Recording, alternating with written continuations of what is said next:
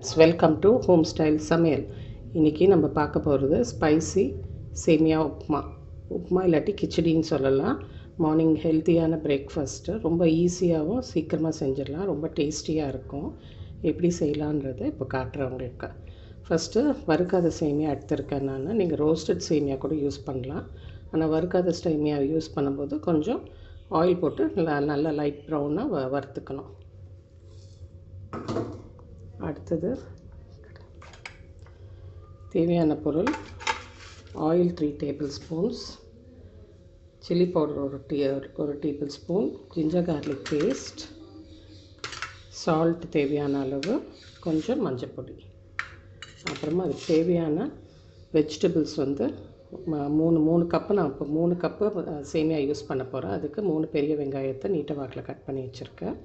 அப்புறமா carrot cut பண்ணி cabbage, beans. கேரட்டை துருவி போட்டுக்கலாம், ஏன்னா கொஞ்சம் பசங்க சாப்பிட மாட்டாங்க.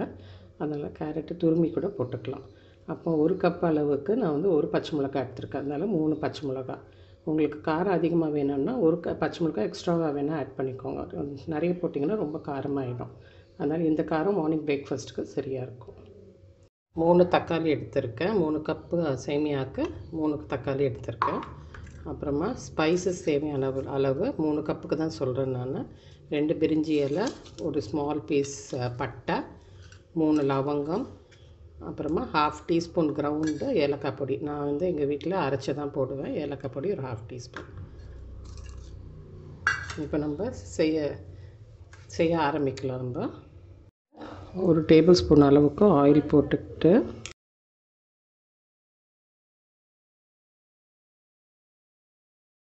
சேமியாவை ஆட் பண்ணி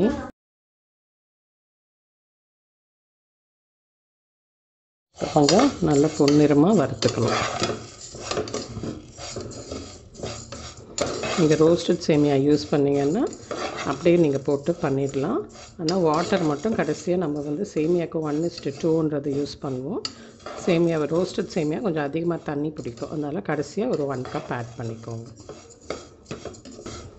மார்னிங் குவிக்காக பண்ணணுன்னா நீங்கள் ரோஸ்டட் சேமியா யூஸ் பண்ணலாம். இல்லாட்டி இந்த சேமியாவை நைட்டே நீங்கள் வறுத்து வச்சுக்கிட்டிங்கன்னா மார்னிங் டக்குன்னு வெஜிடபிள்ஸை மட்டும் வதக்கிட்டு சேமியாவை போட்டு பண்ணிடலாம். குவிக்காக இந்த பிரேக்ஃபாஸ்ட் ஒரு 15 மினிட்ஸ்க்குள்ளே பண்ணி முடிச்சிடலாம். பொன்னிறமாக கலர் மாறிடுச்சு. ஒரு இந்த கன்சிஸ்டன்சியில் இருக்குது. 3 டேபிள் ஸ்பூன்ஸ் ஆயில் ஊற்றிக்கிறேன். நான் 3 கப்ஸ் அளவு சேமியா போடுறதுனால 3 டேபிள் ஸ்பூன் ஆயில் போடுறேன். நீங்கள் எல்லாத்துக்கும் 1 கம்மி பண்ணிக்கலாம், 1 கப். இப்போ கொஞ்சம் ஹீட் ஆகட்டும் ஆயில். இப்போது பட்டை, 3 கிராம்பு, பிரிஞ்சி இலை அண்ட் 1/2 டீஸ்பூன் ஏலக்காய்.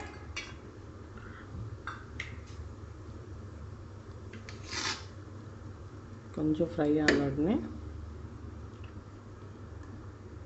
வெஜிடபிள்ஸ். ஃபஸ்ட்டு அனியனை போட்டுக்கோங்க.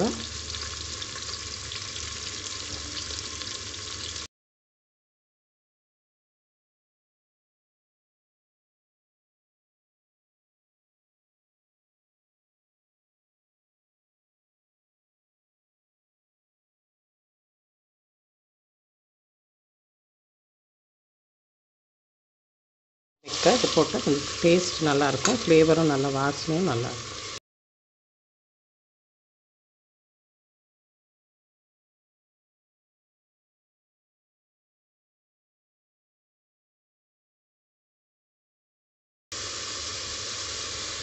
வெங்காயம் வதங்குறதுக்கு கொஞ்சோண்டு சால்ட் ஆட் பண்ணுறோம். Pinch of salt.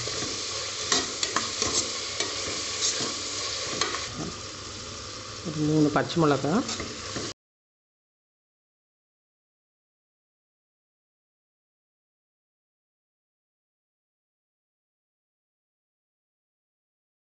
அப்புறமா 1 டேபிள் ஸ்பூன் அளவுக்கு இஞ்சி பூண்டு விழுது.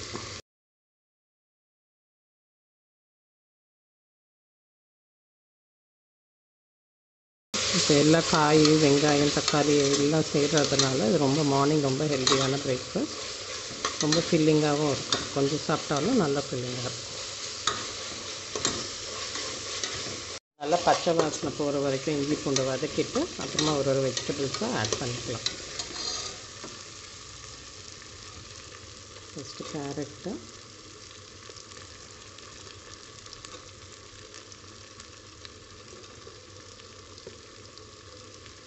அப்புறமா கேபேஜ், அப்புறமா பீன்ஸ்.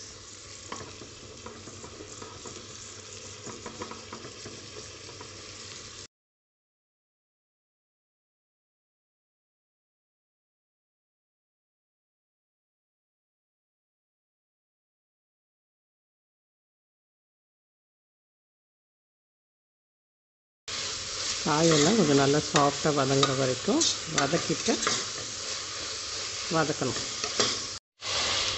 நான் இப்போ ஒரே ஒரு ஸ்பூன் உப்பு போடுறதுல காய் வதங்குறதுக்கு.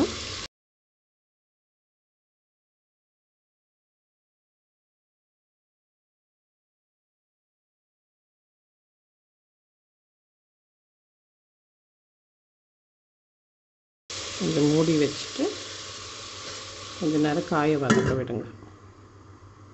காய் வதங்கியிருக்கு, நீங்கள் கட் பண்ணி பார்த்தீங்கன்னா தெரியும்.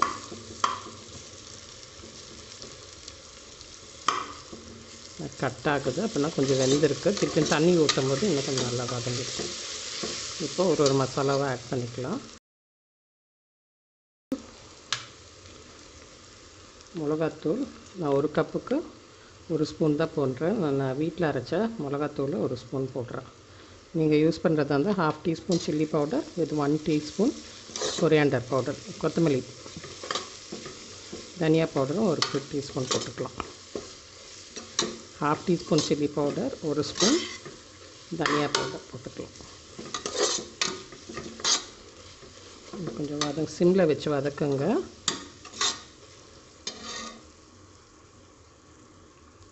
அப்புறமா தக்காளியை சேர்த்துக்கலாம். நான் 3 கப்புக்கு 3 தக்காளி எடுத்துருக்கேன்.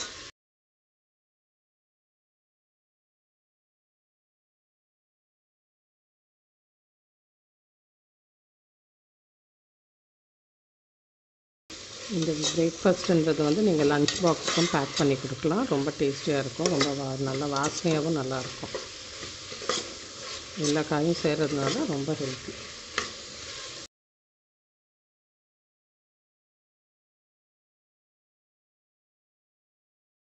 ஒரு ஸ்பூன் போட்டிருக்கேன். 3 கப்புக்கு 3 ஸ்பூன் அப்ராக்சிமேட்டாக நான் ஒரு டீஸ்பூன் ஒரு கப்புக்கு போடுவேன். இப்போ 3 டீஸ்பூன் சால்ட் ஆட் பண்ணியிருக்கேன். சேமியான்றதுனால உங்களுக்கு அவ்வளோ சால்ட் பிடிக்காது. இந்த 3 டீஸ்பூனே சரியாக இருக்கும். இந்த காய்க்கும் சேர்த்தா மாதிரி போட்டிருக்கேன்.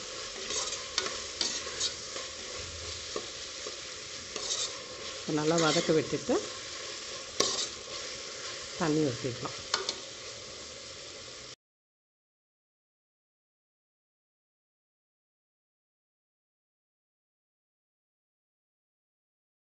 இப்போ எல்லா காயும் நல்லா வதங்கிடுச்சு.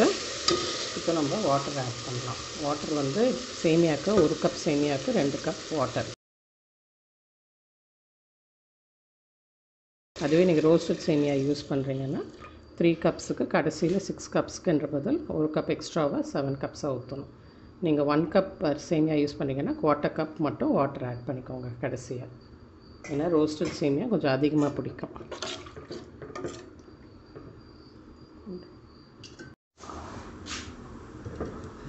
இப்போ நல்லா கொதி வந்துடுச்சு. காயெல்லாம் கொஞ்சம் நல்லா வெந்திருக்கான்னு மட்டும் பார்த்துக்கிட்டு அப்புறமா நம்ம சேமியாவை ஆட் பண்ணலாம்.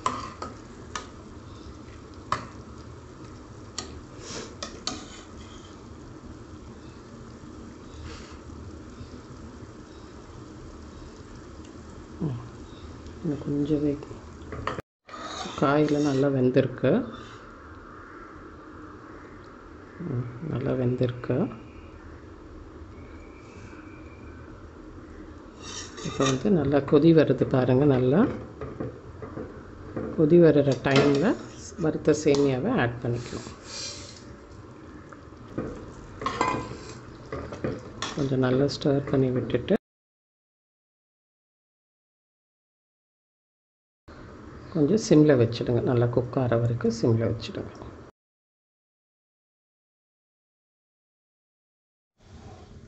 ரெடி ஆயிடுச்சான்னு பார்க்கலாம்.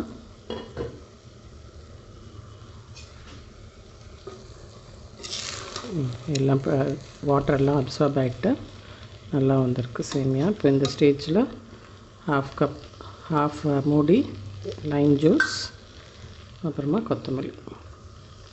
நல்ல வாசனையாக இருக்குது. மார்னிங்க்கு பிரேக்ஃபாஸ்ட்டுக்கு கொடுங்க, இல்லாட்டி லஞ்ச் பாக்ஸுக்கு பேக் பண்ணி அனுப்புங்க.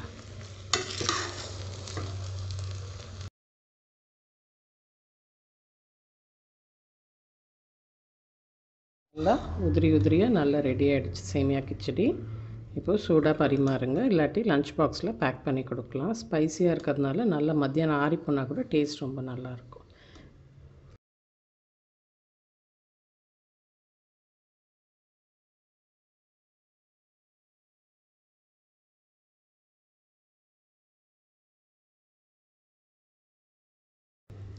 இதை பெஸ்ட்டாக சட்னியோடு வச்சு சர்வ் பண்ணலாம், இல்லாட்டி ப்ளெயினாகவே சாப்பிட்லாம். என்ன ஸ்பைசஸ் இருக்கிறதுனால ப்ளெயினாகவும் சர்வ் பண்ணலாம்.